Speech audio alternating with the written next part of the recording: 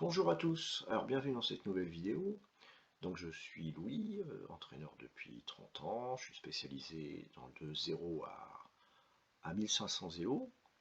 Donc si vous avez passé des élos, vous êtes concerné.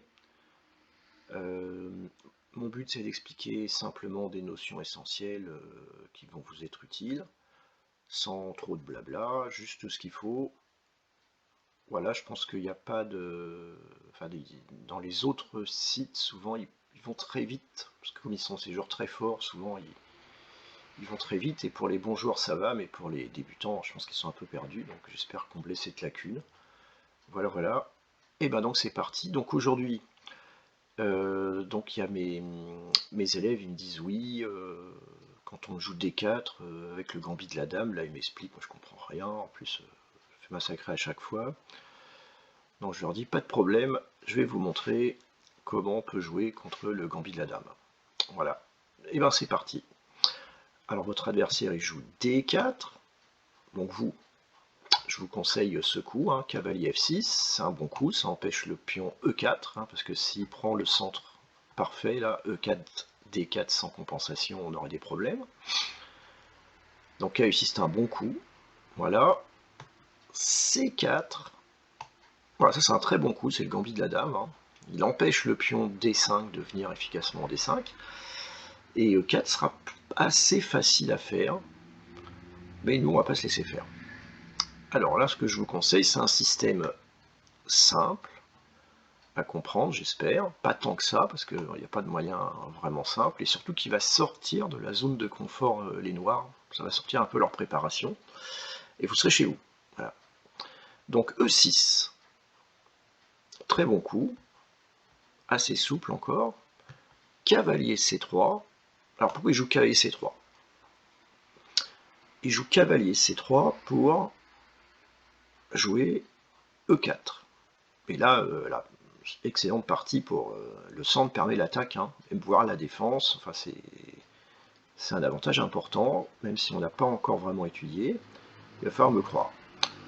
Et là, les Noirs vont jouer un coup qui a fait fureur à son époque, fou B4. Alors observez bien ce fou B4 et prenez l'habitude de regarder avec le fou, il attaque le cavalier, si vous allez jusqu'au bout, il attaque le roi. Voilà. Donc la première erreur que pourraient faire par exemple les blancs, bon là, c'est pas obligé de faire des erreurs, mais bon, c'est quand même bien, ça permet de comprendre un peu le pion, le coup fou B4. Voilà. Là, il joue E4, il a l'impression que ce pion est protégé, mais ça s'appelle une défense illusoire. Parce que si je mange, est-ce que le cavalier peut reprendre? Eh ben non, il peut pas reprendre, ça s'appelle un clouage, hein. C'est des choses qui arrivent très très souvent dans une partie. On l'a vu dans une partie d'Albert contre Camille, si vous avez vu les précédentes vidéos, où Albert il perd sa dame, hein, avec le même genre de coup, ce qui s'appelle un clouage. Donc, finalement, ils vont pas jouer E4. Je sais pas pourquoi, une intuition comme ça.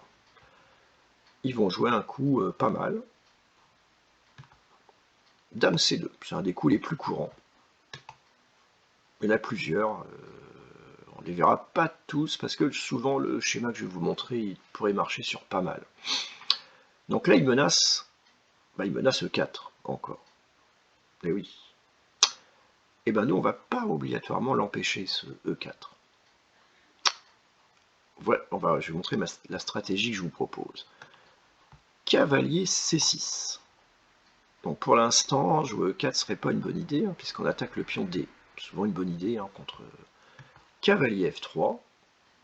Voilà, il sort une pièce, il défend son pion et il menace toujours E4.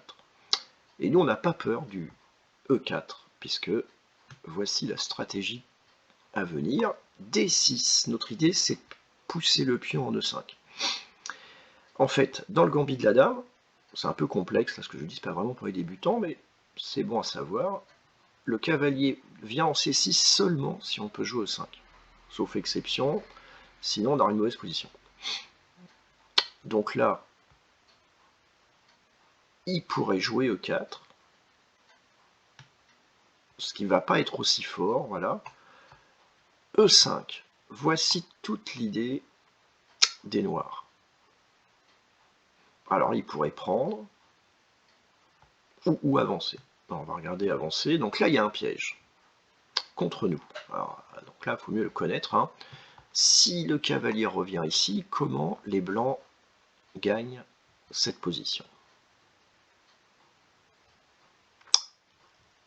Alors, qu'est-ce qu'on calcule d'abord? Toujours, hein, chaque fois, on regarde d'abord le coup adverse, pourquoi il a fait ça, et ensuite on regarde s'il y a des échecs. Qu'est-ce que ça donne? Toujours. Une fois sur 10, vous gagnerez une partie à cause de ça. Donc là, je pense que vous avez trouvé Dame à 4, échec, et adieu le fou, et là, votre préparation, vous pouvez l'arranger. Hein. Donc, comment résoudre ce problème? Eh bien, c'est très simple, ça s'appelle un coup intermédiaire. D'abord, on fait un échec en échangeant le fou contre le cavalier. Échec. La dame reprend ou pas avec le pion, ça il faut choisir, les deux ont leur inconvénient. Et maintenant, vous pouvez ramener ce cavalier. Alors, qu'est-ce qu'on remarque par rapport à ce qu'on a déjà appris, ou ce que vous avez probablement déjà appris en jouant aux échecs, ou avec quelqu'un qui vous a expliqué? On remarque qu'on a échangé notre fou de case noire contre un cavalier et qu'on a placé nos pions sur case noire. C'est ça l'idée principale, avec une relative égalité au centre. Voilà, donc là on n'hésite pas, quand on a échangé un fou d'une couleur, on aime bien mettre nos pions sur la même couleur, ce qui permet à l'autre fou d'être plus fort. Voilà, ça c'est l'idée principale de cette ouverture. Et donc on va en voir quelques autres aspects. Donc maintenant, c'est au blanc de jouer. Alors encore un piège pour eux. S'ils jouent fou d3 pour jouer e4, comment vous gagnez? Donc ça, c'est des choses qui... Bon, votre adversaire, il ne va pas faire des erreurs à chaque fois, hein, évidemment. Mais c'est toujours bon de savoir en profiter.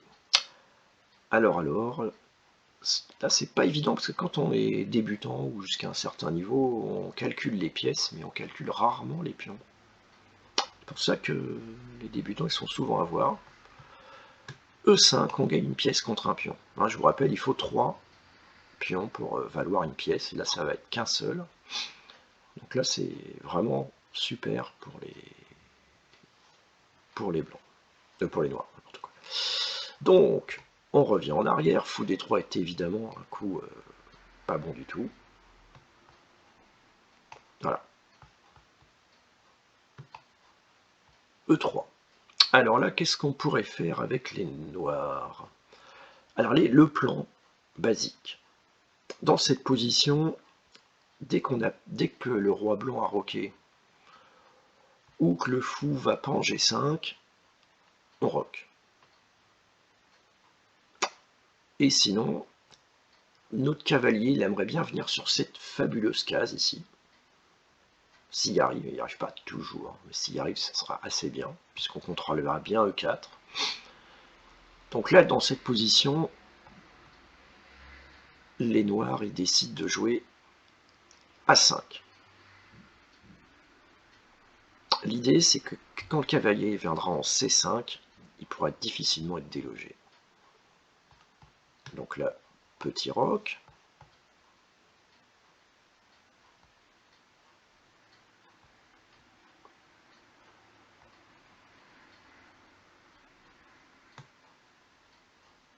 Cavalier A6. A3. Et là, A4. Alors, question. Probablement certains d'entre vous connaissent pas ce coup, mais ça peut avoir son importance de le connaître. S'il joue B4, comment vous prenez un petit avantage? S'il parvient à jouer B4, c'est plutôt bien pour lui, normalement. Mais pas dans cette position. Alors je vous montre. Là, les noirs peuvent faire A prend B3. Alors si ça vous surprend, c'est que vous ne connaissez pas la prise en passant. Et donc je vous la réexplique. Voilà, si on avance le pion B2 en B3, on peut le manger. Là, je vous apprends rien. Si on l'avance de 2 cases, alors le pion A4, il peut manger immédiatement. Donc la prise en passant, ça concerne 2 pions, vous ne faites pas avoir, c'est tout. Quand un pion avance de 2 cases et qu'on pouvait le manger s'il avance d'une case. On en reparlera dans une petite vidéo, mais c'est bon à savoir. Donc A4, c'est un très bon coup, puisque maintenant, notre cavalier va aller en C5 sur une très bonne case. Hein, vous avez remarqué que là, les pions, ils sont bien bloqués, ce qui fait qu'on n'est pas aussi pressé de roquer, par exemple. On va d'abord bien placer nos pièces. Donc là, tour D1, par exemple. Cavalier C5. Et là, on a une belle position, là, vraiment. Là, c'est assez abominable. Les noirs, les blancs, ils n'ont pas si mal joué. En tout cas, ils n'ont rien donné. Et pourtant, leur position est assez dramatique. Voilà. Cavalier E4.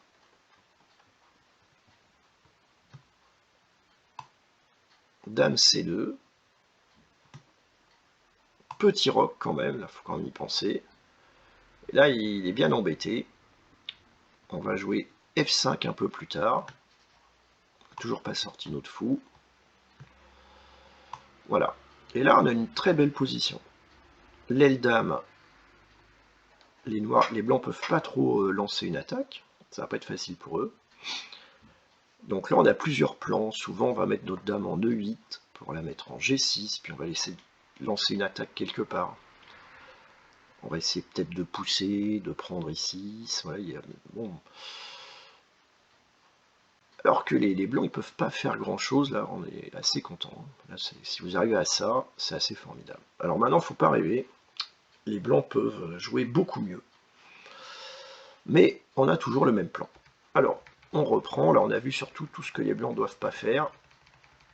Et nous, qu'est-ce qu'on peut faire s'il ne connaît pas trop? Maintenant, imaginons, il vous a déjà joué, il s'est un peu préparé. Donc vous recommencez D4, cavalier F6, C4, E6, cavalier C3. Voilà, et notre plan, on va pouvoir l'appliquer. Alors fou B4 d'abord. Voilà. Donc maintenant, vous savez qu'il ne peut pas jouer E4. Hein. Alors notre plan, hein, qui consiste en cavalier D6, E5. Voilà, c'est ça notre idée. Ce sera, ça peut jouer s'il joue A3 tout de suite. Ça marche très bien. S'il joue E3, ça marche correct. S'il joue cavalier F3, c'est encore possible, même si c'est pas ma variante préférée, mais on va pas vous compliquer la donne. Fou D2, ça marche. Dame C2, ça marche. Dame D3, ça marche. F3, ça devrait marcher. Par contre, ça marche pas avec fou G5, ça en fera une vidéo dessus. Donc,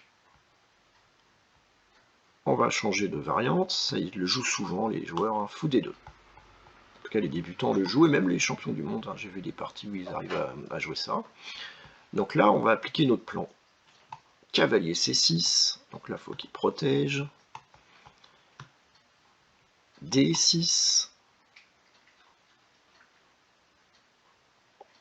Alors, s'il joue E4, qu'est-ce qu'on pourrait bien faire? Alors, je vous laisse réfléchir. Donc, qu'est-ce qu'on calcule? D'abord, on calcule les échecs, bien, il n'y en a pas. Ça serait la question. Alors ensuite, quand les échecs ne marchent pas, parce que ça marche qu'une fois sur 10, comme je vous l'ai dit, donc il y a quand même 9 fois sur 10, ça n'a pas marché, on calcule les prises. Alors que c'est qu'une prise, hein, cavalier prend pion, fou prend cavalier, pion prend ceci, etc.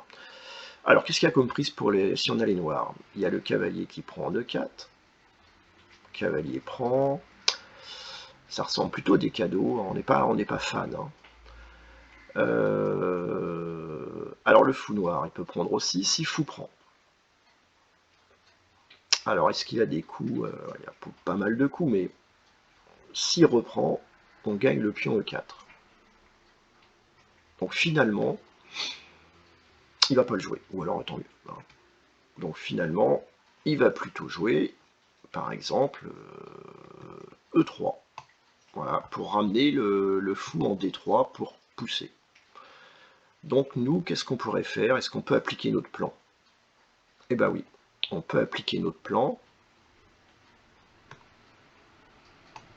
E5, et là ça marche très bien. Et puis on va continuer comme d'habitude. Maintenant, revenons, ça peut se compliquer différemment. Donc, D4, cavalier F6, C4, E6, comme d'habitude, cavalier C3, fou B4, fou D2,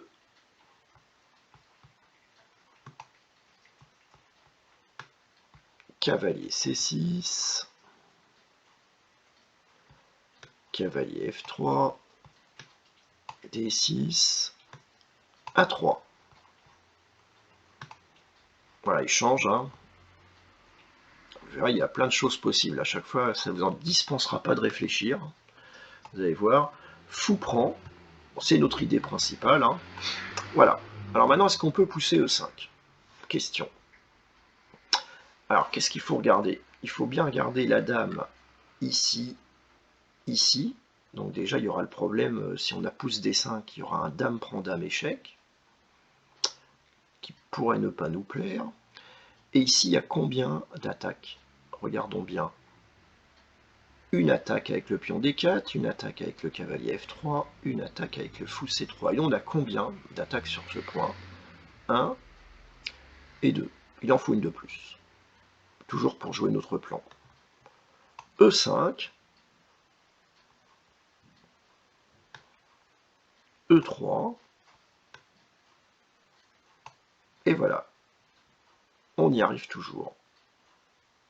Et notre position est pas mal. Alors évidemment, je ne peux pas tout vous expliquer dans une vidéo, hein. Une ouverture bien rodée, c'est beaucoup de travail, mais vous avez déjà une des premières armes hein, qui pourrait vous mettre un peu à l'aise. C'est un peu le but d'une ouverture en vrai. Hein. C'est de ne pas se sentir trop démuni et de trouver des coups corrects dans un temps correct. Donc là, on est pas mal. Peut-être qu'un jour, on poussera en E4 pour essayer de lancer une attaque. Peut-être il va prendre. Et dans ce cas, on va reprendre avec le pion D6. Après, on roquera, on mettra la tour en D8. Ça va, c'est pas mal. Donc voici, je vous conseille cette ouverture contre le gambit de la dame. Donc voilà. Donc on fera plusieurs vidéos pour que vous soyez bien rodés, un peu plus. Déjà, contre les coups, ce plan ne marche pas, donc je vous montrerai un autre. Et je vous montrerai aussi quand il joue pas C4. Parce qu'il y a maintenant, il y a des choses très à la mode, donc je vous montrerai tout ça. Voilà, petit à petit, vous serez rodé dans l'ouverture. Voilà. Et ben, donc n'oubliez pas de mettre un pouce en l'air et de vous abonner si ça vous a plu.